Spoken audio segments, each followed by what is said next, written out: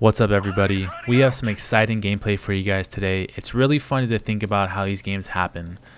I don't know how you guys and how you approach your games, but coming from someone who has almost 63 days played and is almost at the end of a year-long grind for MWR and almost is at my goal of 100,000 kills, it's really hard to scrap together anything right now, and it's definitely a struggle to get any kills. Not to mention, this was at like 5 a.m. after being up for hours on end. I find it just funny to think about how at the most random times you can piece together some good content when you least expect it. So he plants the bomb and it's a 1v3 situation. It seems like where he ran to, he was waiting for someone to run up through the river and also see who crosses through the spawn. It just so happens that he got turned on and then got teabagged. Oh, the pride and joy of getting their first defusal and first round win ever in Call of Duty history. Yeah, I don't know how you guys feel about that shit, but that is hysterical. Alright, going into round number 4. This is where it gets kind of juicy right here. Going to miss the first shot, but then we get a jump collateral to the head. That was, at this point I was like, alright, cool, we got a little clip for, you know, something later. But, I mean, at this point I was like, yo, like, you know, my team isn't really doing much. I'm not really doing much myself. So, at least we got a little collateral headshot that, you know, it might be nice for later. So, hey, let's just keep it going with this game and just kind of like take it to another level. So they did have a UAV. This guy might have anticipated someone running up there. He was able to get the pick, and then the rest of our team died. This guy was AFK, so we're just going to go ahead and hop to the next round.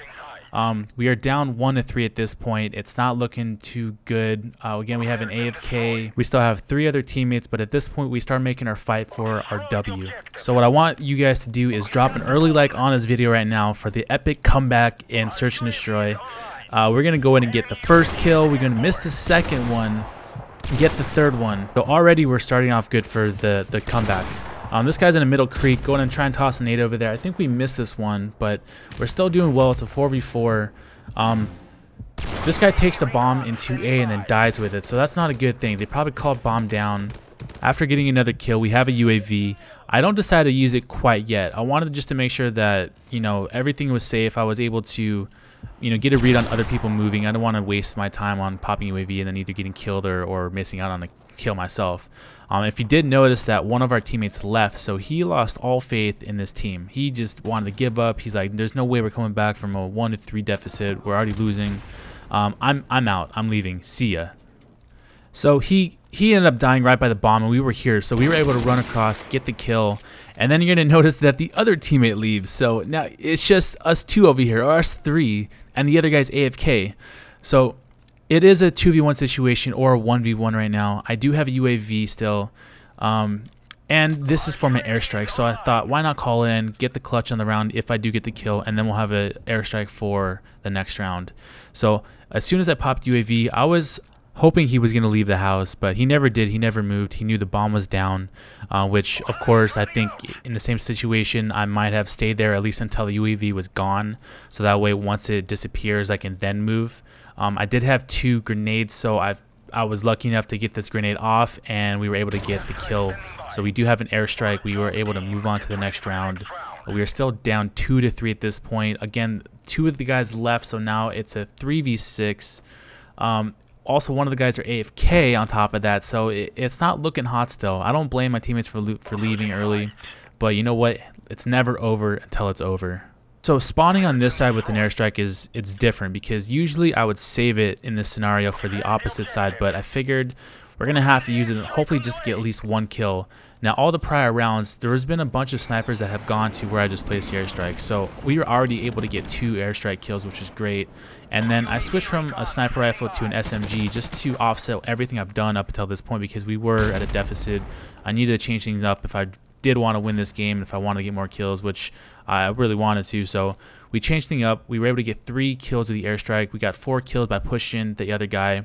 And this last guy is somewhere, so I don't know if he was expecting me to keep pushing. If you noticed that I had an SMG, didn't really look like he was watching the flank, but we were able to get behind him and then basically get our 5th kill, get another airstrike, and move on to the final and 7th round. Alright, check where I put this airstrike now. It's not going to be at the same place. I figured people are going to run around the river and then run across to the barn. So where I placed it now, I was really only expecting to get 1 person maybe, and it somehow paid off. So we were able to get the first person. It's still a 2v5 situation. At this point, I was thinking that they're probably going to play aggressive. Obviously, you know, it's basically a 2v6. I probably could have used an SMG at this point, but I decided to stick with a sniper rifle still. And we got into the house. I already knew there was a couple people in here. We were able to get 3 kills off the bat. We were able to get a UAV. I knew they were going to play aggressive on me, and I was still somehow able to get these deagle kills off. So we're teeing off right now. We're able to get it under control a little bit. It's a 2v1 situation right now, and I know the other guy's AFK, and they know the same thing. I was anticipating this guy to push me. He didn't, luckily, and also we were able to find an M16. Now, he stayed in the corner, which I don't know if it was a good idea for him to stay there. He might have had a better situation to keep pushing that towards the house and even like push through the river, seeing that the guy was still over by the spawn house. But he ended up staying there. We were able to get the pick on him. He poked us, and we were able to drop our airstrike eventually. You know, I was under the assumption that he was still in the house. I didn't think he was going to move out of there anytime soon. I did hear a smoke go off, so I was assuming that he was going to be smoking himself out to get into a different spot. And no, at this point, I did not think that he left. So I was able to work around all the way to a flank, still checking to see if there's any movement because you don't want to get caught running, of course. And I'm going to keep working myself all the way to the flank. Also, let me know if you guys would have played this differently. If you would have stayed at the A house and waited for him to either move out of there, because you can see him leaving from the bottom. You can also see him if he's going to be poking top. Let me know how you guys would have played. I'm kind of curious to see like your mentalities behind it. If you would have played it a different way, maybe the outcomes would have been differently.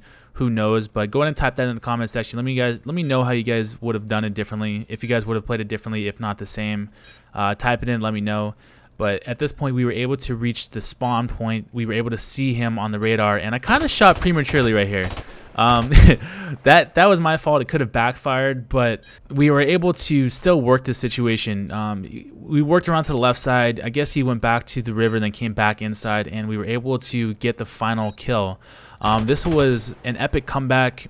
It ended up turning into a 2v6 at the very end for the last couple rounds, and we were somehow able to pull it out. Again, don't ever give up on your team. Don't leave just because you're down 1-3 and you're not doing too hot. Stay in there, stick with it, and work for that W. Hope you guys enjoyed the video. Again, make sure to drop a like on it. Also, make sure to subscribe for more S&D action, and I will see you guys on the next one. Peace out, everybody.